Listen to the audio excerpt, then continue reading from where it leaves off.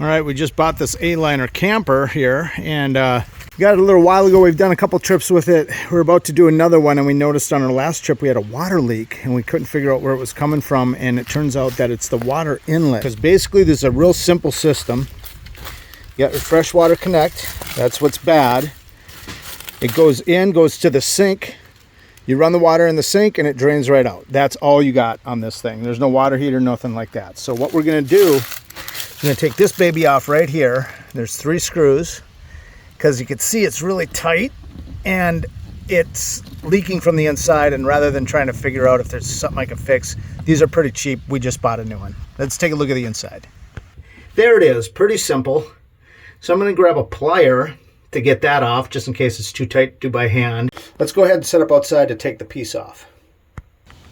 I'm going to do this by hand rather than with a screw gun, because I don't want to strip something out. So that's loose here now. So what I want to do is disconnect it on the inside at this point. All right, so I got this lined up. I got this little tiny adjustable wrench instead of a regular plier, and I'm just going to do that to get it loose. It looks like it's loose. Hopefully it's not spinning on the outside. Looks like there's a little water here. You know, there's no thread tape on this. And it fell off out there. So it doesn't look like you need thread tape because there is a little seal in here, but it doesn't hurt to put thread tape on as well. And you can see it's leaking a little water, and this is a crimp. This isn't a screw, so I'm not going to be able to just take this off, put some thread tape in that, and reattach it. So I'm just hoping that that's where the leak was coming from. The seal in here might not be good anymore, so what I'm going to do, I'm not just going to put this back on, I'm also going to put some thread tape on there to seal it up. That's what it looks like, the same thing we just saw, except for now it has a cover too, which is nice. But I'm not sure if these threads are going to stick out far enough through the wall to put the thread tape on after the fact, so I'm going to put it on right now. I've got my trusty thread tape right here. You want to use the white thread tape for water purposes, not the yellow, not the other colors. And let me get this going. Thread tape can be a little janky. I didn't want to fumble around on camera and waste your time, but what I've done is I've made sure it was nice and wide and spread out, and I sealed it to the threads. You can see the threads kind of peeking through it there. See how it's like the threads kind of come through the tape. And I gave it 1 wrap, so you can see there's the original starting end right there. So I'm just laying over the top of it to make sure it'll seal itself on and not slip off as I try to wind around. I'm only going to go 3 times around, and I'm going to work in slightly as I do it. Hopefully this is on camera.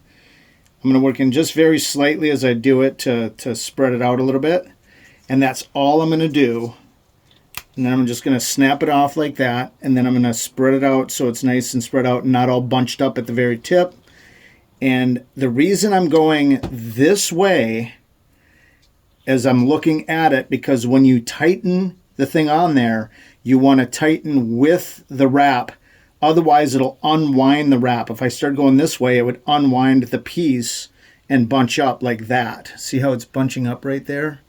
You want to wrap with the wind, and that'll tighten it on there and not loosen it up or bunch it up. So there we go. We got that done. Now I'm going to go outside and screw this into place.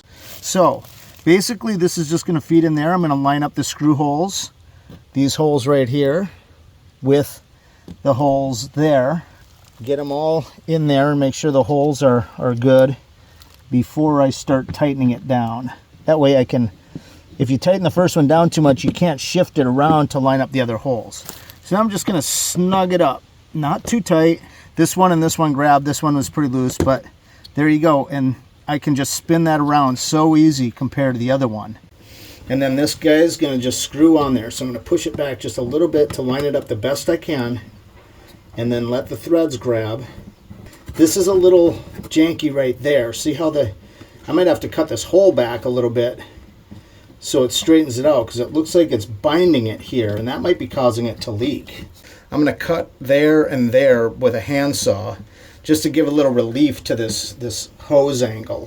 For one thing, I grabbed my backwards keyhole saw, so the blade is on the top instead of the bottom, so you don't saw like this, you saw like that. That will give me and able to get up against this wall okay. So there's nothing inside here. So I'm just gonna start a notch here, and then I'm gonna start a notch down here. And then I'm just gonna cut right along those lines till I get to the inside, and then I'm gonna kick that out. So you can see that I got the line there, and there's one down below. So now I gotta see if I can snap that off. I'm gonna re-disconnect this, get it in there. There we go, right? And there it is. I don't care too much about what it looks like. So let's reattach this. Now we got, the hose is already bent, so it's not helping us much anyhow. I want to make sure that this piece doesn't bind against the wall, that it actually goes inside the cavity. I want it to screw all the way in so it hits that rubber seal that's at the very end, so it's not just the tape doing the work. So let's get this back in play. And it's pretty tight already, so I'll just give it a snug there. All right, the final test. Looks like it's leaking a little bit here from inside the thing, but it's not going inside the building.